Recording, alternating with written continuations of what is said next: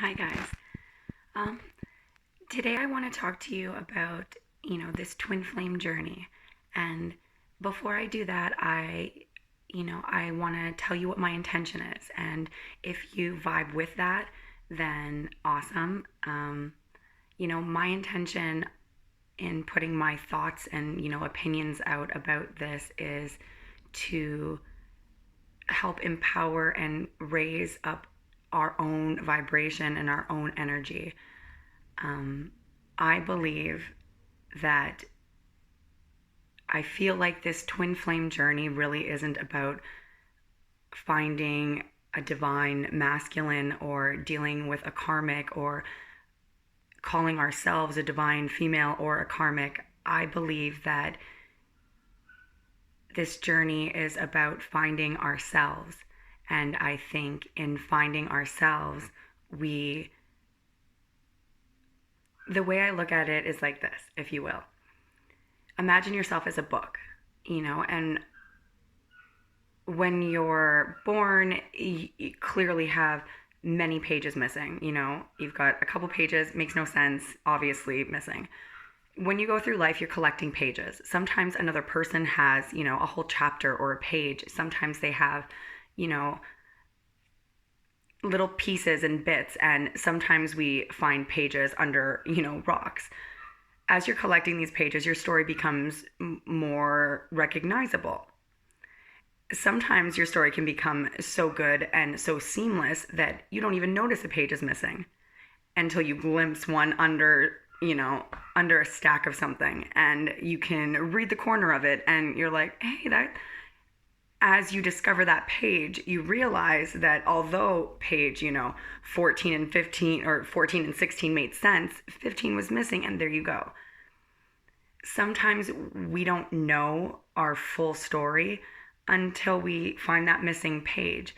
And although we can get chapters and pages from other people, there are stories that we're collecting.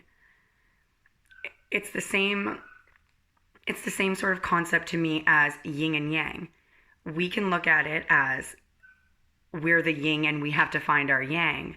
I don't look at it that way. I look at it as we need to dive into ourselves. Until I know my good and my bad, how can I present to you fully what I really am? And if I couldn't fully tell you who I was, how could you fully love me in a way that I can't even love myself yet?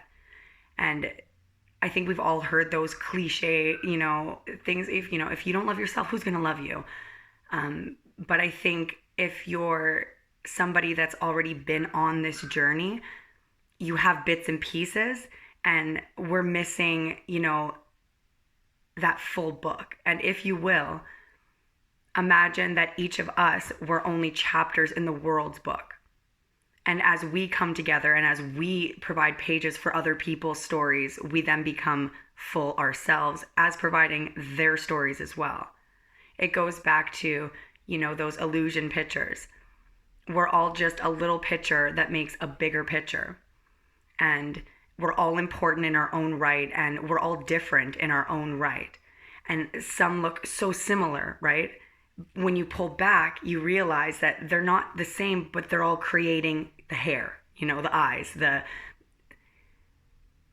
we all have a right to be who we are in this world. And it's really hard to, and it becomes harder and harder every day because we have social media and we have, these different identities and different hats that we wear with different people. And we're trying hard to be spiritual, but we're dealing with people that are backstabbing, and then we're trying to forgive, and we're being too forgiving, and now people are walking on us, and we're constantly evolving and changing. And I think we're always focused on just that next step, but with someone else. And on this twin flame journey, the more videos and the more, content you dive into, it becomes more about, what are they doing in their relationship? I know I'm the better one for him. What a whore.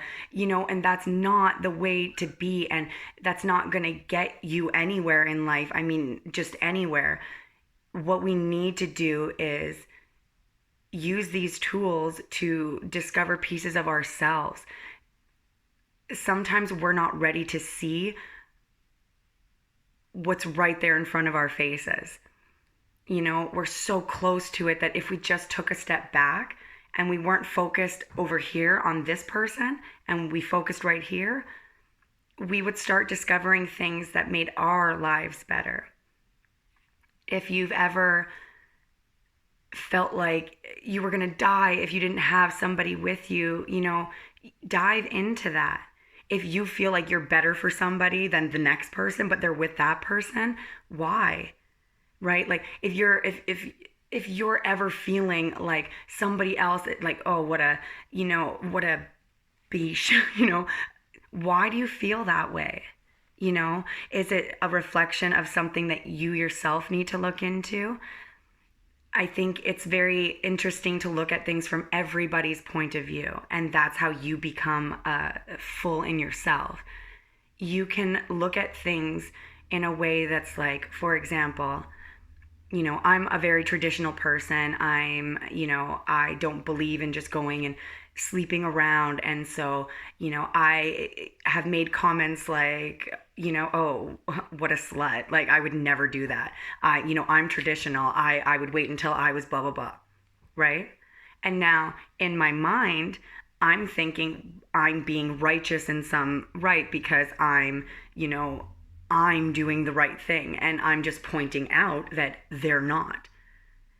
But really what I'm doing is shaming another person for being who they want to be, for being confident in being sexual, for being confident in not, and in becoming so righteous that I feel like that's the way you have to go. That's cutting myself off. That's what do I feel so strongly that she can't sleep with who she wants to sleep with, or she can't wear that, or he can't be like that, or who are we to say what's tradition or what's to somebody else, right? And so while we look at these labels and we're like, I'm divine, I know I'm better for him. You know why? Because I would never. I heard one video where she was like, what a terrible person,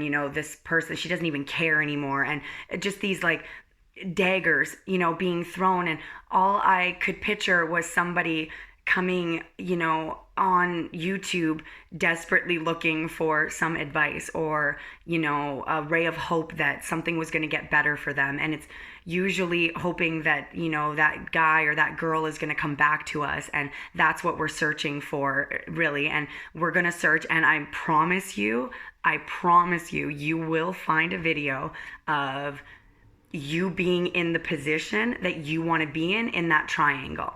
You will find a video that shows a reflection of you being the divine masculine or the divine female. If that's what in your mind, that's who you believe you are, you're going to put yourself in that role because you believe those are the steps that you're taking to be on that path. You see, somebody's feeding you something and you're taking it, and so now you're acting in that way, and that's okay in one sense. But if they're feeding you that you're somehow better than anybody else that you're dealing with, that's already sending out the wrong message. If you're watching a video to find out what their relationship is like and how you can comfort somebody when they're upset, or how you can kind of get in there and be supportive, but that's wrong, because you're already focusing, you're tapping into somebody else's energy that you have no right to. To be on a twin flame journey, in my opinion, is to find yourself. And if right now something's happened in your life that has uncovered a different part of you, something that kind of has like hit you, you're not alone. Dive into it. The more confident that you can be in yourself, the more confident that we can be out in the world. It's okay that not everybody likes you. It's okay that people don't have the right idea of you. It's okay that they think whatever they want to think, because it's none of your business. Your business is you. And when you're happy and when you're, when you're able to look at yourself in the mirror and say, like, I'm good enough just the way that I am. I don't care if I have a belly. I don't care if, Susie down the street says that I'm this, or that. I know me. And because I can stand in that power, I promise you, it will be so hard for anybody to even disrupt your bubble. When you believe in yourself, at the end of the day, nothing else matters, because even if you lose people and it hurts, if you never lose yourself, if you know that even in the darkest of times, somebody can't, I'm a good person, and even though they did this, and this, I stayed in my power. I stuck up for myself, because taking something is not standing in power. I just want to reiterate that. There's a difference between being too aggressive and too passive. And you have to find that middle ground, right? You have to be confident and assertive. You want to be assertive, not aggressive. You have to understand that everybody has their own feelings, their own way of dealing with something. And when we realize that, then everything about us becomes a little more authentic. So when I come to you with a realization that I'm sorry about something that I did, and I realize you were also wrong in that situation, in the back of my mind, I'm apologizing to you, saying the most poetic, sincere apology, hoping that at the end of it, you're also going to go, you know what, I was wrong too, and da-da-da-da-da. And when you do that and you put yourself out there and you make yourself vulnerable, and then the person says, okay, you were kind of a bitch. So you go, because in your mind, subconsciously, you really wanted that apology back, or that, like, wow, she really grew. You want that validation in some way, but already you had the wrong intention going in. And because you had that energy going in, of course, that's what you're going to get back. You know what I mean? Like, those realizations, they're for us. And yes, you should apologize. If you know you're wrong about something, absolutely apologize. But you don't get to decide what the outcome of that is, right? That's what we mean by letting go of the outcome. When you do something, it has to be with as pure of intention as you possibly can. If you realize that you made a mistake, not admitting that, not only to yourself, you can admit it to yourself, and if that's all you can do, fine, but not being able to stand in that. I've made mistakes in my life. I've been on both ends of something that killed me, killed other people, not actually, but emotionally. Like, I am a whole person, and we all have chapters in our lives that we don't want to read out loud, and we don't have to, and that's okay. But you don't have to be ashamed of it, because without that chapter, your book, I have spray paint on my hand, sorry, without that chapter, that book, it wouldn't make sense, And so when we allow somebody to read our book, we want it to make sense. So we have to be careful with who we're letting in and who we're giving that book to. There's only one of us. And sometimes people rip pages out and they don't give them back. And, those are the little pieces of your heart that you miss. And so you do have to be careful, and it's inevitable that it's going to happen. So when you give them something of yourself, when you give a page or a chapter away, make it the best one. Make it one that makes their story incredible. Be the climax in their story, be the surprise, be the good part that you want to go back and reread.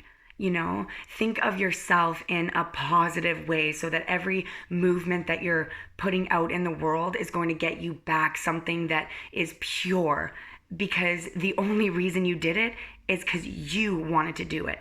The only reason you said that is because you wanted to say it. We don't need other people to make us whole. We make ourselves whole, which makes us all whole.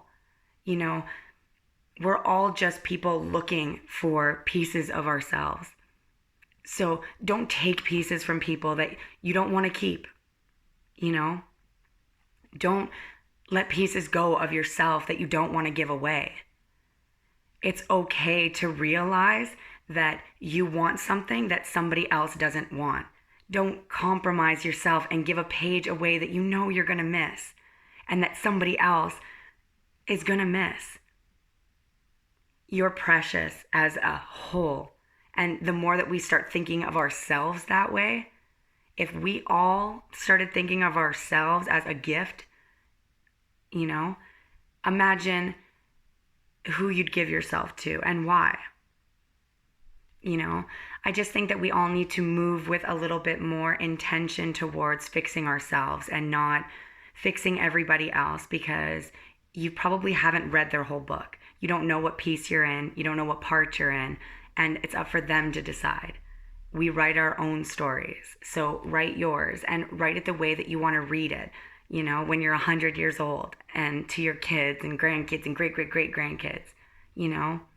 Let's set legacies of not businesses and you know, money that we're going to leave. Let's set intentions for the souls we're going to bring back. The soul is the only thing you leave this earth with. And that's the thing you should be building on. Because when you come back, imagine the light in the world. And, you know, people think of heaven and hell, and in spirituality, it's, you know, reincarnation or going back to a source. And however you think of it, the lighter that you are, the higher you can fly. So be light in a world that darkness doesn't exist in. There's no such thing as darkness. It's just an absence of light. And maybe you're not the right light for that room. You're a candle and they need a lantern, you know? That's okay. Because you're going to go down, you're going to be in a cave, you're going to light that cave up, you're going to find that next room, you're going to be something else. You got to keep going.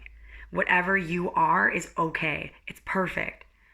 Whatever you are right now, whatever problems you're going through, whoever walked out or into your life, you deserve not to be in pain. You deserve to feel like you are good enough, and you are. So today, ask yourself, you know, is there something in a situation that I can reflect on that would have made it better for me? Can I treat somebody more purely intention? You know, can I treat with more pure intention? You know, let's really send love and light out. Stop spying on people through, you know, readings. If you're going to do a reading, I love tarot. I do tarot. Email me if you want a reading. You know, I will tell you what you can do. Go into those readings and discover how someone else sees you, for example. You know, those negative qualities, they're just darkness waiting to be lit up. So light yourself up today. And if you want, no, I'm just kidding. Light yourself up, you know, be positive, be happy, you know. Yeah, namaste, guys.